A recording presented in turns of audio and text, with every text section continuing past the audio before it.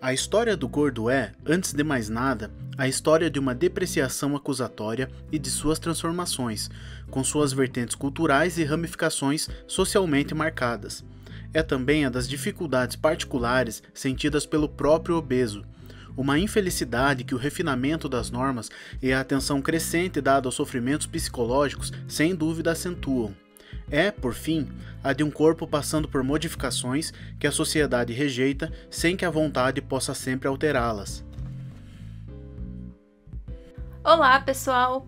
No vídeo de hoje, nós vamos estrear um novo quadro aqui do canal, que é um quadro de conversas com colegas e amigos de pós-graduação. E nessa nossa primeira conversa, nós vamos falar com a historiadora e jornalista Maria Carolina Pereira, que é uma amiga nossa, e na verdade, a conversa vai ser sobre o tema de pesquisa dela, que é a história da obesidade e a história do corpo gordo no Brasil. Nós esperamos que vocês gostem dessa conversa.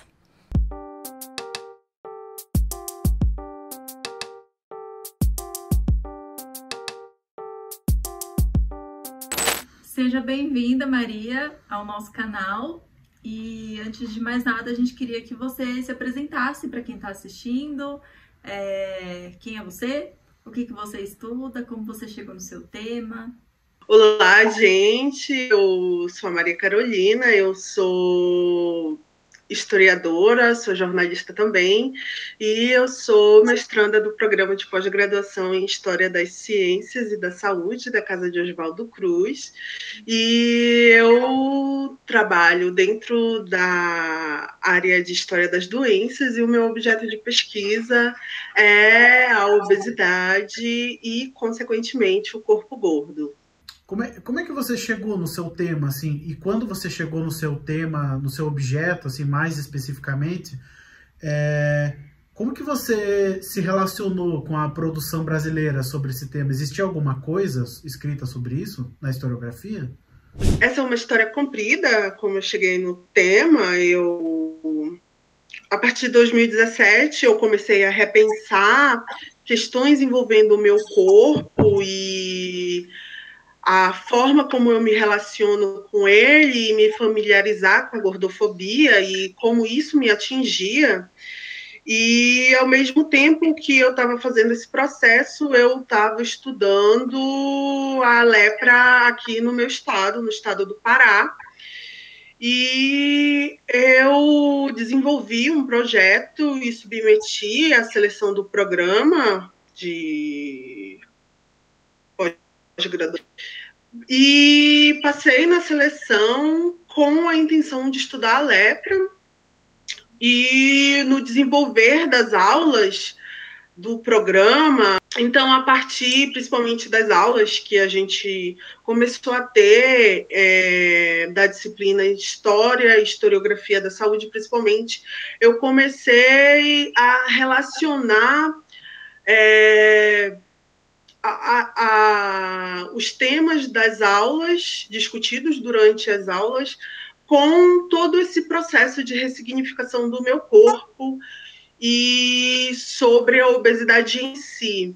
E eu comecei a me questionar sobre como foi essa patologização, como foi que o meu corpo começou a ser considerado um corpo doente, e qual foi o papel da medicina qual o papel da medicina, na verdade, em relação à normatização dos corpos e o quanto a magreza acabou sendo considerada o corpo ideal. E eu pesquisei algumas coisas sobre o tema na época e conversei com alguns amigos e conversei com a minha orientadora, e assim eu descontinuei o meu projeto sobre lepra e comecei a trabalhar em cima de um projeto sobre a história da obesidade, tentando relacionar representação social e estigma. E foi muito difícil, um início muito difícil, porque por mais eu encontrei fontes, mas foi difícil no sentido de que eu quase não encontrei bibliografia sobre o tema. E, por um lado, isso me surpreendeu, porque se a gente parar para pensar no nosso cotidiano, é um tema bastante recorrente. Essa questão da magreza, de você evitar alimentos considerados ruins, de você evitar engordar, das consequências do excesso de gordura no corpo. São assuntos muito recorrentes e eu praticamente não encontrei nada sobre o tema. Eu encontrei um livro do Jorge Vigarello, publicado do Brasil, uma tradução brasileira, e tem o trabalho da professora Denise Bernuzzi de Santana, que fala sobre a história do peso no Brasil. E os dois, eles trabalham dentro da história do corpo, né? Da história social do corpo. E foi muito difícil encontrar referências, porque existia um grande número de trabalhos em outras áreas. Então, a bibliografia que eu comecei a consultar, muito mais referentes à área de saúde pública, de sociologia, de comunicação social, mas existe um espaço muito grande dentro da história que precisa ser preenchido e que até o momento não foi. Então, eu estou trabalhando, e isso funcionou, de certa forma, como mais uma motivação para eu fazer essa troca de temática e tentar contribuir para que essa lacuna historiográfica fosse preenchida. Então, basicamente, você está falando que, assim, não existe historiografia brasileira sobre o tema que você tá estudando. Assim, nesse sentido, eu queria entender se você busca trabalhar no diálogo com trabalhos que estudam o corpo numa outra perspectiva, seja ou em outra área, ou, por exemplo, tem um trabalho que eu até vi a defesa de mestrado sobre anorexia. Se você busca fazer um diálogo com esses trabalhos que não exatamente estão discutindo o corpo gordo ou história da obesidade, mas que possuem uma relação, que é o caso também, de certa forma, do trabalho da Denise, que você mencionou, né? Inclusive, se você quiser falar um pouco sobre esse livro dela, né? Sobre a história do peso. E também, se você puder falar um pouco mais sobre o seu diálogo com a literatura internacional, né? Se é realmente a partir, principalmente, do Jorge Vigarello, se tem outros trabalhos... mas um pouco isso mesmo, eu acho. Uhum. Assim, eu dialogo muito com os historiadores do corpo, né? E porque quando você discute corpo, consequentemente tem alguma coisa aqui, outra ali, sobre o corpo gordo. E eu também tenho alguns autores de algumas áreas específicas. Eu tenho traçado um diálogo com alguns trabalhos dentro da área de saúde pública, saúde coletiva, né? É diferente os dois. Que trabalham sobre o quanto a obesidade ela é uma doença que atualmente ela se relaciona com a pobreza. E eu tenho lido também alguns autores da antropologia, nesse sentido de entender como as pessoas, dentro do meu recorte, que é a década de 90, se relacionam com o próprio corpo. E a questão do estigma, eu tenho buscado ler autores da sociologia. E eu tenho encontrado alguns trabalhos importantes dentro da literatura internacional e principalmente na literatura norte-americana, porque o corpo gordo e a obesidade é uma questão muito latente, eu creio, naquela sociedade, e não é à toa que, por exemplo, se a gente pensar em canais que exibem reality shows, tem vários reality shows de pessoas gordas passando por um processo de emagrecimento, e esse emagrecimento pode ele tanto pode ser por uma dietoterapia e exercícios, ou até mesmo pela cirurgia bariátrica. E existem alguns trabalhos bem interessantes dentro do contexto norte-americano, e eu tenho tentado ler esses trabalhos buscando entender como a ciência começou a repensar esse corpo gordo. Então, eu levo isso em consideração porque nem sempre a representação do corpo gordo foi a patologia, a obesidade. Nem sempre a representação dele foi uma coisa negativa, foi ligada ao adoecimento ou uma fraqueza, enfim, umas conotações negativas.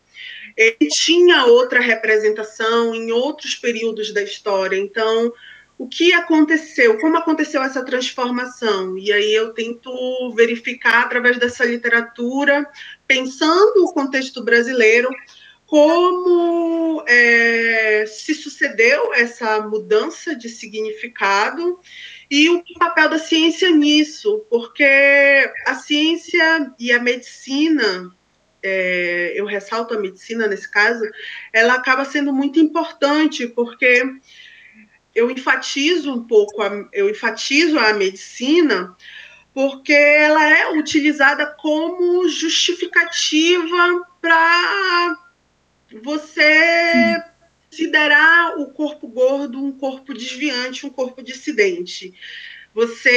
É uma coisa que eu acabei percebendo durante essa reflexão da troca de tema, é que dentro da minha própria experiência como uma pessoa gorda, é que as pessoas nunca me veem como uma mulher que é gorda e que isso é uma característica física minha. Elas sempre pensam que eu sou uma mulher que está temporariamente gorda e que eu preciso preciso entrar num processo de emagrecimento para ser quem eu realmente sou. E a ciência é utilizada como justificativa para isso. Então, eu tento verificar esse processo de mudança, como começou isso, como aconteceram essas discussões e como isso aconteceu no Brasil. E eu acabo enfrentando um pouco de dificuldade, porque como eu não tenho uma historiografia ainda, uma base assim de trabalhos sobre o tema, é um pouco difícil de fazer essa relação, mas eu tenho tentado fazer esse processo. Que eu achei, enfim, a gente acompanha, né, a sua pesquisa, e porque nós somos amigos, né, de pós-graduação, e eu sei que o teu recorte temporal foi um processo até você entender que esse seria, assim como geralmente, né, em qualquer pesquisa, é difícil, o recorte temporal é um problema. E queria que você falasse um pouco mais do teu recorte, por que os anos 90 no Brasil, e você falou também que... É só para, né, o público que está assistindo, exatamente qual que é o seu recorte temporal. E também, se você puder comentar um pouco, você falou que tem trabalhado com a relação, né, que existe entre a obesidade e a pobreza. E eu sei também que você procura estabelecer um recorte de gênero na tua pesquisa. Queria saber se você, como é que você está lidando com isso, como é que está sendo isso atualmente, no estágio atual da tua pesquisa. Eu foi muito difícil selecionar um recorte, porque normalmente o que acontece, né? Ou a gente faz um recorte dentro de marcos, né? Ou a gente acaba definindo esse recorte dentro da fonte.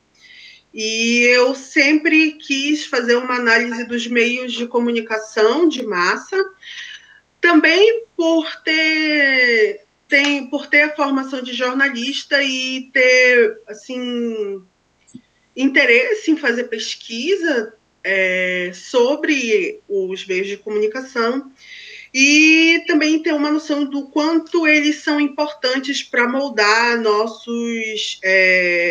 opinião pública. Durante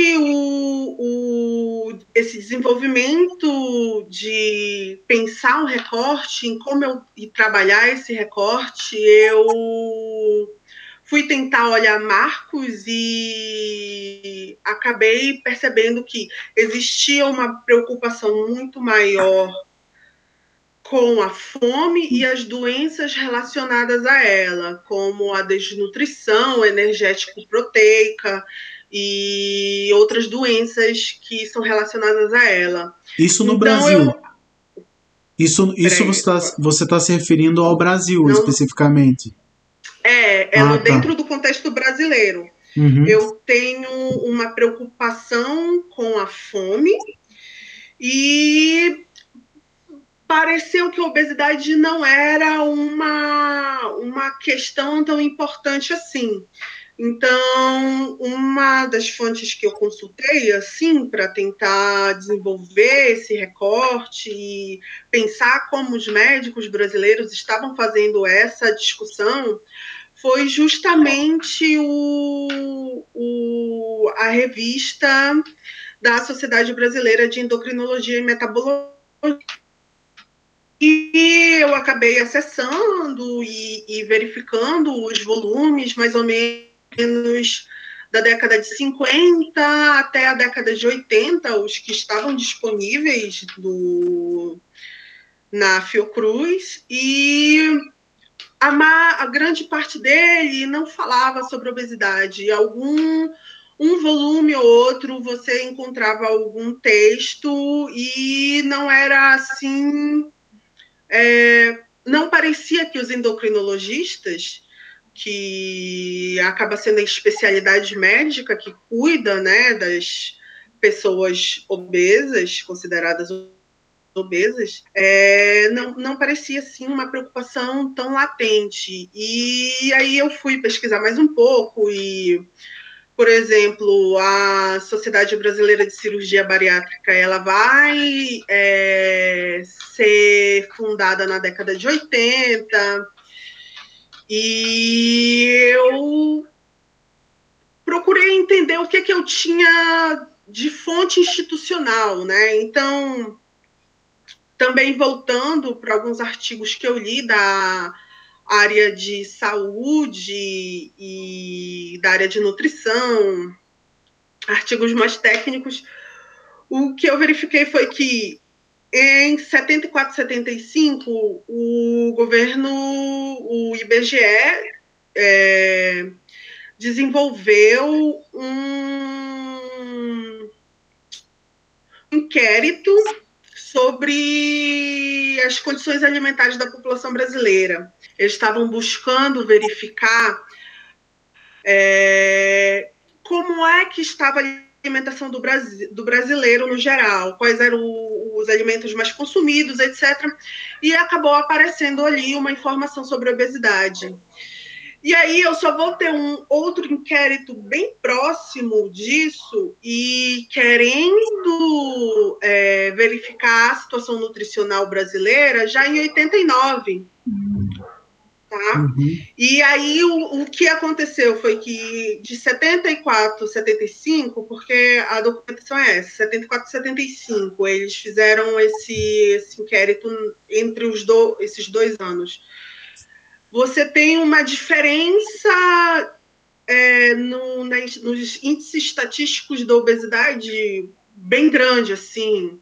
Então, se eu não me engano, homens entre 18 e 60 anos, você tinha crescido 100% de pessoas obesas. Então, aquilo foi...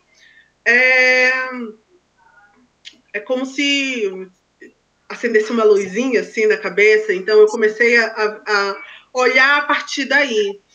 Então, eu comecei a verificar que começou uma preocupação muito grande com a obesidade a partir da década de 90. Desse período, assim, na metade da década de 90, a Organização Mundial da Saúde ela vai começar a desenvolver um relatório sobre os índices de obesidade, que só vai ser publicado nos anos 2000. E em 99 eu tenho uma política de segurança alimentar dentro do Ministério da Saúde, e ali aquela política de segurança alimentar começou a considerar a obesidade um fator de segurança alimentar do brasileiro. E depois essa política foi revista, se não me engano, em 2012, 2013, e acabou existindo um pouco de uma disparidade, porque eu ainda tenho a fome e as doenças relacionadas a ela como a grande, digamos assim, protagonista dessa política de segurança alimentar. E em 2000 esse documento que foi revisto ali em 2013, ele já traz a obesidade como mais destaque. Então, eu decidi pelo recorte da década de 90, justamente porque eu observei essas mudanças em relação à preocupação. Eu tenho procurado olhar algumas documentações do INAM, né, que é o Instituto Nacional de Alimentação e Nutrição, não existe mais, ele foi extinto pelo governo federal, e eu tenho tentado olhar dentro dessa documentação para tentar observar se existiu alguma outra política, assim, anterior a essa de 99, se existiu alguma outra discussão. E eu passei por uns problemas relacionados a fontes por conta da pandemia, então eu tive que reformular um pouco o projeto e repensar fontes. Então eu tenho tentado assim para fontes em que eu tenha acesso, porque nesse momento eu só posso ter acesso às fontes remotas. Sobre a questão de gênero e pobreza, eu acho que eu incluiria aí mais uma categoria que é raça, porque a minha orientadora me chamou muito a atenção no início para essa questão de classe e a questão de como a pobreza se relaciona com a obesidade. E foi assim, a partir de muita leitura e que eu consegui observar o quanto elas estão relacionadas, porque, bom, assim, definindo a patologia segundo a OMS. A OMS define da seguinte forma, que ela é uma doença do excesso de energia, ou seja, você consome o alimento, o seu corpo, a partir desse alimento, vai criar energia, e você, à medida que você, do dia a dia, você gasta essa energia. Quando você não gasta dessa energia, ela acaba sendo acumulada no organismo, acaba sendo acumulada sobre a forma de gordura.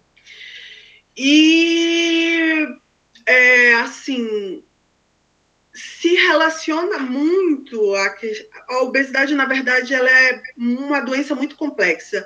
Isso foi uma coisa assim que acabou sendo uma surpresa para mim, porque eu não imaginava dentro daquele início que o quanto ela é complexa, porque ela não tem só fatores biológicos, genéticos, ela também tem fatores socioculturais.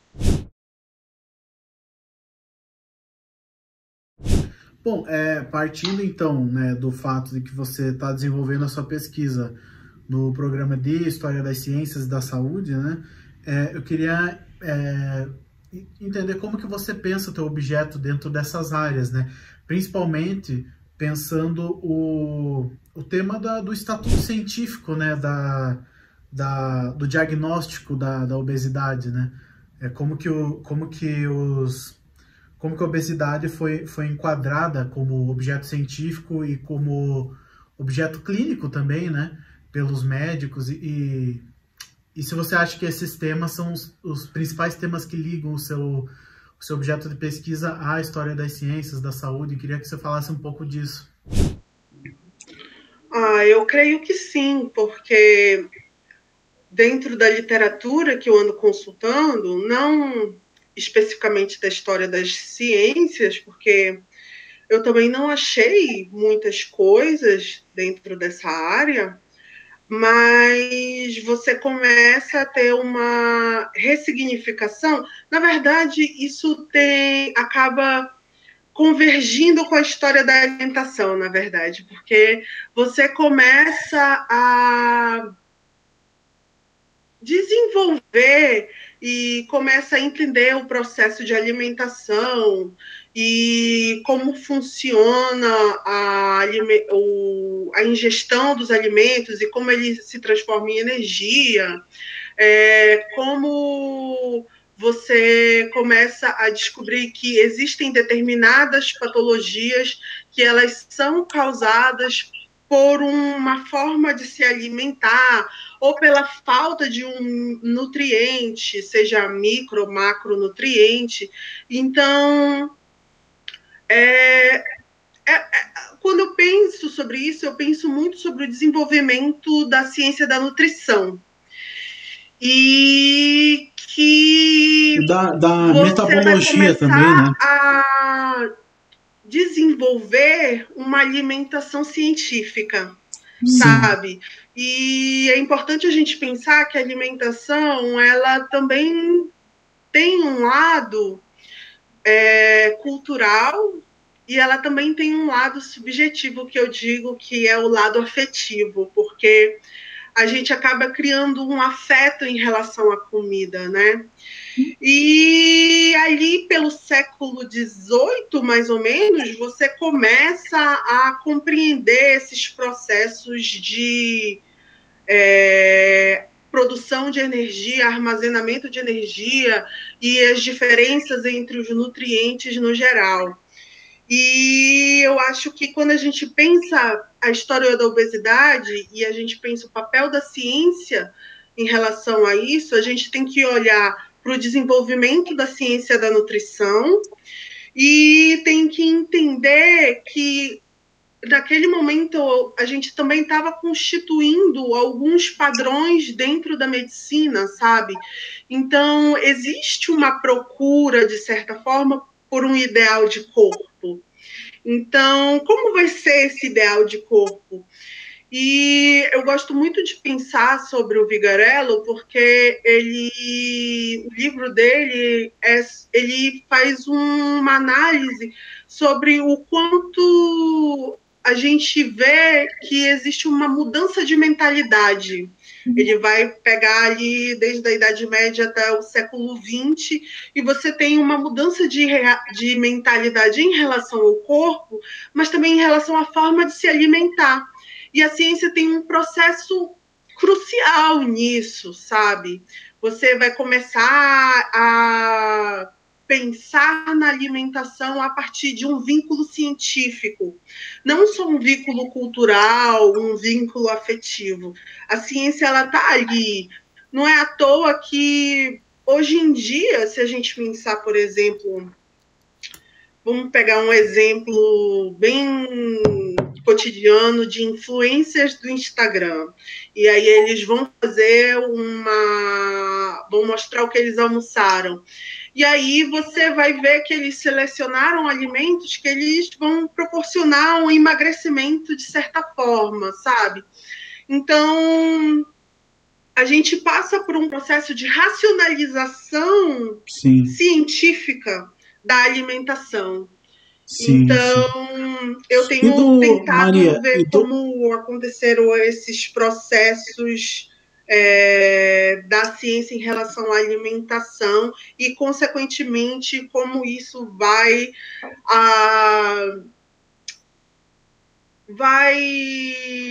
auxiliar vai auxiliar, de certa forma, o processo de patologização do corpo gordo, né? É legal porque tem dois objetos científicos bastante grandes aí, né? Que é justamente a alimentação, como você tá comentando, e também os processos metabólicos, né? No século XX ganha muito força a endocrinologia e a metabologia também, né? E tem até a ver um pouco com o que eu também estou estudando, no caso dos radioisótopos, e como que a partir do pós-guerra, de meados do século XX, né, anos 40, 50, alguns instrumentos científicos, né, como os próprios radioisótopos, vão ajudar essas áreas, por exemplo, a entender o trânsito dos nutrientes e das moléculas do nosso corpo, e vão enxergar o corpo como uma coisa muito mais dinâmica, né, não tanto estática como antigamente. E essas áreas da metabologia, da endocrinologia, né, elas vão abordar doenças nutricionais, né? Então, por exemplo, o bócio endêmico e doenças da tireoide, né? Câncer, né? Mas também vão se voltar para o estudo do básico do metabolismo, que vai levar a um olhar um pouco mais, como você falou, racional, né? Sobre por que um corpo é magro, por que um corpo é gordo, né? Então, acho muito interessante também que dá para ir por esse caminho do metabolismo e da alimentação, que estão ligados, mas que, de certa forma, são... se você for ver em termos de disciplinas científicas, abre para um leque gigantesco de disciplinas, né? E a endocrinologia, ao mesmo tempo, ela também está ligada à clínica, né? Então, que daí é outro objeto, a obesidade enquanto um problema na clínica, né? Na medicina clínica, né?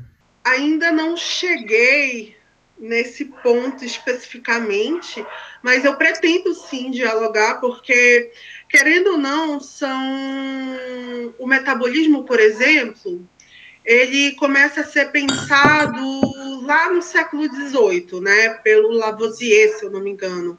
E é justamente o Lavoisier que vai começar a pensar o corpo humano funcionando através do fogo, através da queima, através da combustão.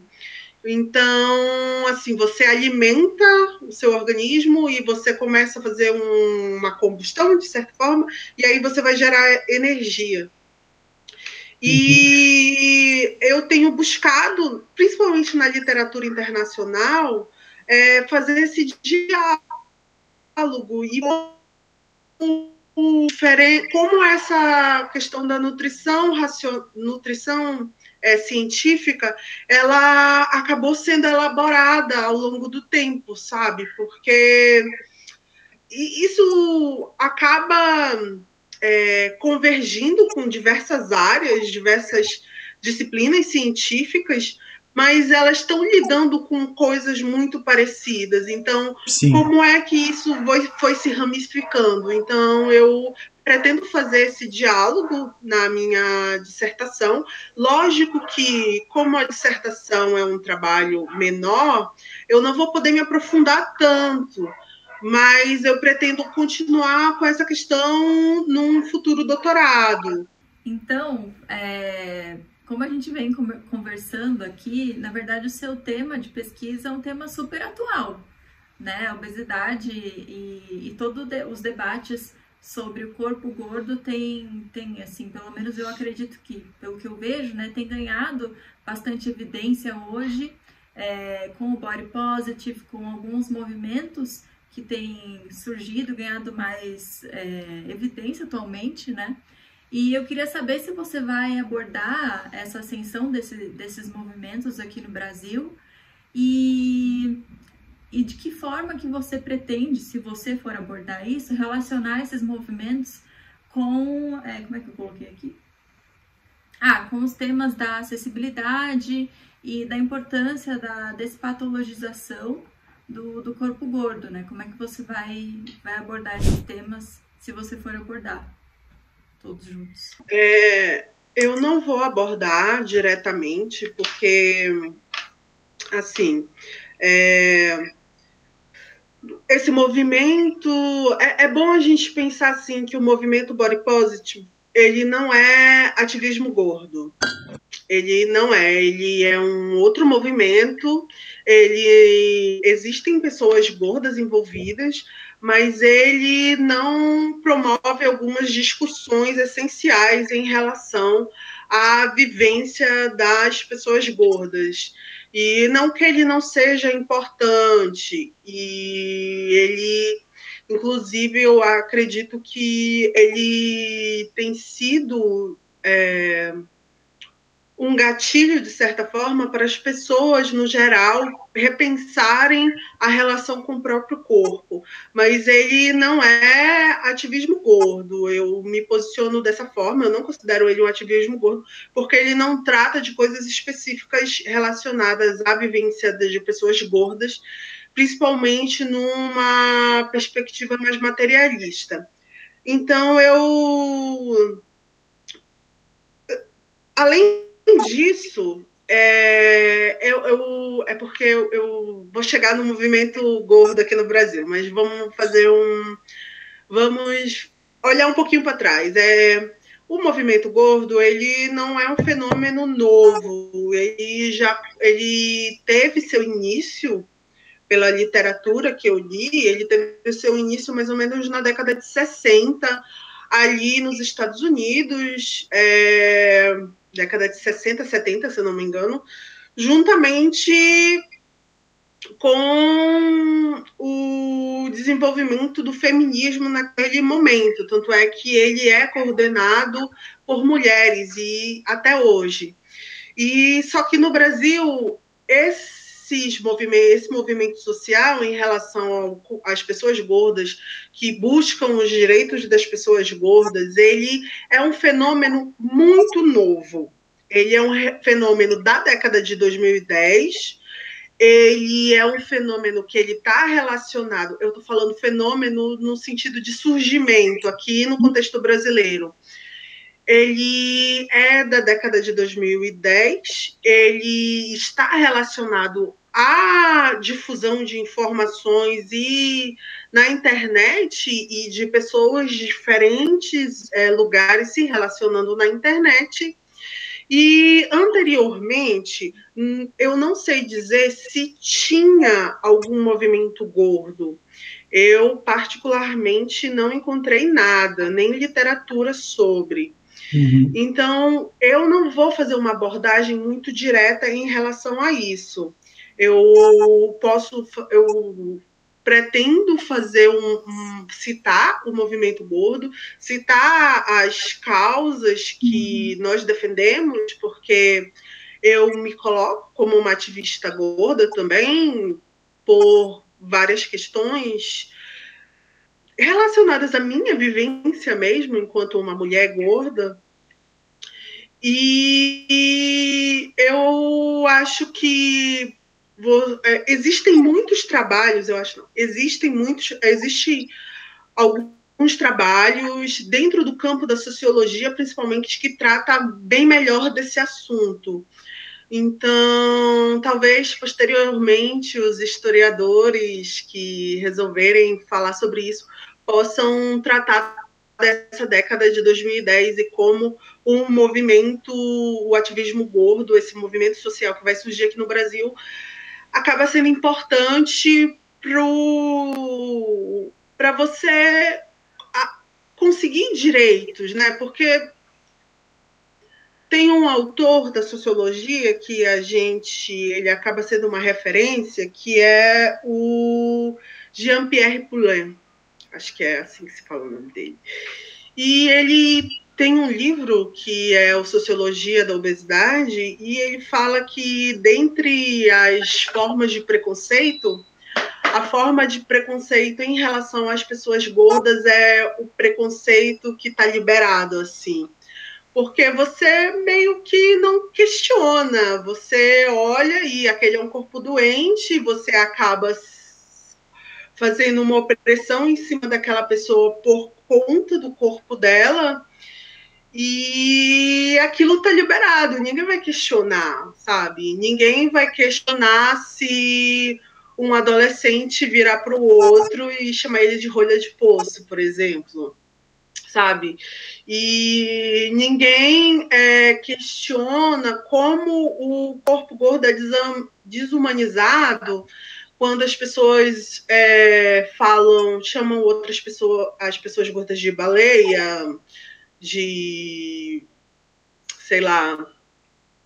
Quando eu era criança, eu escutava uma musiquinha que era mais ou menos assim, baleia, saco de areia, roda gigante. Nunca é associado ao humano, sabe? A gente é sempre desumanizado de várias formas possíveis. E aí, a pauta da despatologização é importante porque o que acontece é que a medicina e a ciência ela é utilizada como justificativa para a gordofobia. Então, esse processo de despatologização é importante justamente para você quebrar isso. Então, eu pretendo fazer essas reflexões, mas eu não vou falar diretamente do movimento social e tal. Legal, certo. Muito legal.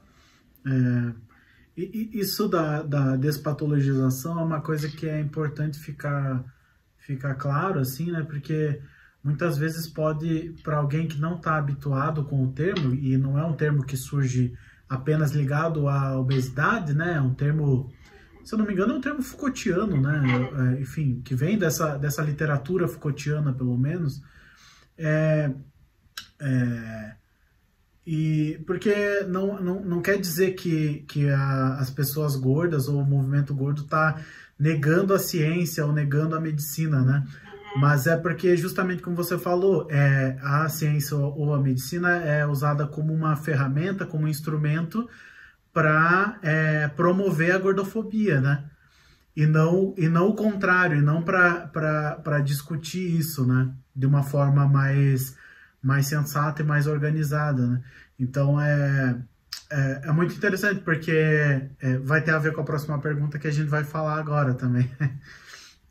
Então, Maria, essa pergunta eu vou ler, porque ela ficou bem grande, na verdade é quase um texto, não que eu vá ler tudo, mas assim, é aquela coisa, né, que muita gente faz e não assume que está fazendo. É uma pergunta na qual eu também vou estar colocando minha posição, então não é só uma pergunta para você responder diretamente, mas eu também quero que você não só responda, mas comente isso, né?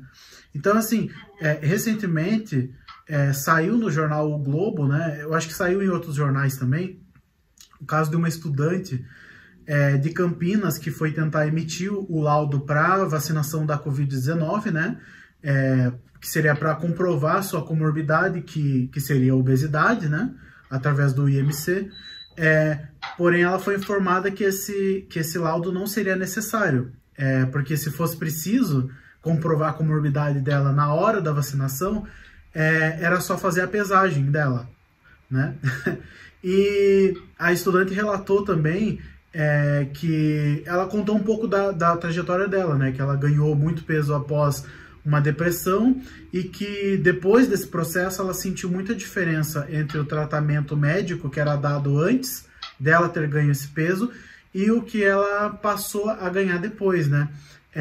No sentido de que depois que ela ganhou peso, o olho clínico passou a focar apenas no fato dela ser uma pessoa gorda. Esse tema, né, das consultas de pessoas gordas, e eu sei porque eu também passo por isso, né, e a falta de experiência clínica de médicos, né, para avaliar a saúde das pessoas gordas, mas também esse tema atual da vacinação e da obesidade como comorbidade, são dois pontos que evidenciam como a obesidade é tratada social e medicalmente, né? Assim, são exemplos muito expressivos desse fenômeno, né? E no caso da comorbidade, na minha opinião, né, ela é até mesmo ridicularizada, assim, porque existe uma falta de formação e de conhecimento, né, sobre a obesidade como doença. Mas, ao mesmo tempo, a maioria das pessoas concordariam com a afirmação de que uma pessoa gorda é uma pessoa doente por estar acima do peso. Então, a obesidade é facilmente considerada uma doença, mas, ao mesmo tempo, não é, né? Porque quando você vai pensar nela como uma doença, no caso, uma comorbidade, ela é tratada como uma coisa menor, como uma falta de vergonha na cara ou coisas do tipo. E também, por outro lado, né, no caso da ida ao médico, o mesmo problema acontece, né? Porque uma avaliação clínica que poderia ser muito mais completa, com uma anamnese muito mais detalhada e tudo mais, acaba ficando circunscrita a um preconceito do profissional em relação ao paciente obeso, né? E isso acaba reduzindo os possíveis outros problemas de saúde que a pessoa poderia ter, né? E eu queria que você comentasse um pouco disso, são várias coisas, né? Mas principalmente acho que é justamente essa relação da doença, do médico, da visão social disso. Se você pudesse comentar um pouco sobre isso e como que você acha que o seu trabalho, outros trabalhos de história sobre esse tema que possam vir a surgir, né? Tanto a partir do seu, inclusive, quanto de outros lugares, podem ajudar, né, a gente a refletir sobre esses temas que são bastante atuais e são muito complexos ao mesmo tempo, né? Uhum. Eu acho que essa pergunta poderia ser resumida em 2 palavras: gordofobia médica. Porque é um assunto que tem sido uma pauta constante, assim, entre as pessoas ativistas, entre os ativistas gordos, e que é muito importante porque ele reflete muita coisa. Ele reflete que o médico ele não está isento do contexto social em que ele vive. O médico e profissionais da saúde no geral, tá, gente? E ele não está isento do contexto social que ele vive. E esse contexto social, cultural, ele acaba influenciando na forma como ele olha aquele paciente. Então, não são poucos os relatos de pessoas gordas falando assim que foi ao médico e o médico não quis saber das outras queixas, né? Ele só olhou para o corpo da pessoa, ele só olhou para a forma como a pessoa é, sabe? E ele é como se, assim, emagrecer resolvesse todos os problemas de saúde.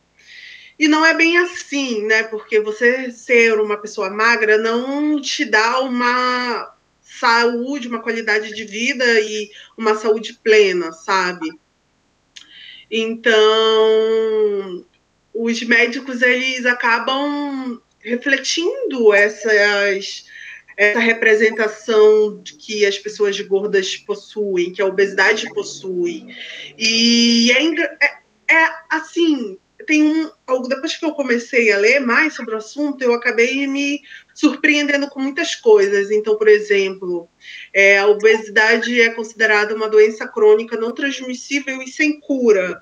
Mas, se você pensar sobre como as pessoas tratam a obesidade, é como se ela tivesse cura, e a cura é o emagrecimento. E se você não emagrecer, você é uma pessoa fracassada, você é uma pessoa sem força de vontade. E não é bem assim, sabe? É uma doença, uma doença que não tem cura, ela não é considera, não existe uma cura para ela. Então, é surpreendente pensar, por exemplo, que você pode passar por uma cirurgia bariátrica e voltar a engordar, sabe? O que é muito não comum, vai ser a né? solução.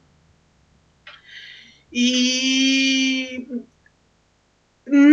não necessariamente uma pessoa gorda, ela vai ser doente. Então, quando você chega em qualquer lugar, num consultório médico, e ele simplesmente te interpreta como uma doente só pelo fato de você ser uma pessoa gorda, e ele acaba não olhando para outras eventualidades que você possa ter, assim, outros problemas de saúde, eles acabam só refletindo como a sociedade vê e trata as pessoas gordas. Elas são vistas como pessoas que poderiam resolver o seu problema e não resolvem porque não querem. E não é bem assim. E também pensar o fato de você ser gordo como um problema também não é uma questão, sabe? Porque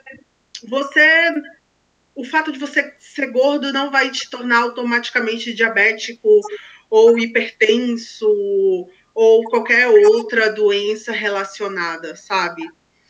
O corpo gordo, ele não cabe nesse mundo. Então, como esse processo aconteceu, sabe? Como foi que essa representação do gordo, que antes tinha muito a ver com a saúde e fecundidade, por exemplo, ele mudou, sabe? Então, eu acho que a história ajuda a gente a esclarecer esses processos e fazer com que a gente repense os problemas do nosso cotidiano atual.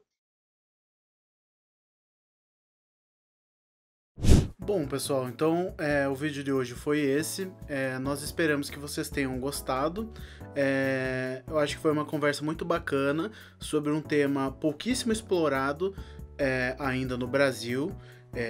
Tanto em outras áreas, mas em outras áreas tem já uma quantidade interessante, né, e crescente de trabalhos, mas sobretudo na historiografia, né? Existem muito poucos trabalhos sobre esse tema, e o trabalho da Maria dentro de uma lógica de história das ciências, de pensar a história da saúde, história da medicina, com certeza terá grandes contribuições aí para o tema e para a reflexão que é tão atual, né? Então, se inscrevam no canal aí, deixe seu like se você gostou desse vídeo e nos sigam nas redes sociais para acompanhar nossos trabalhos. Um abraço e até o próximo vídeo.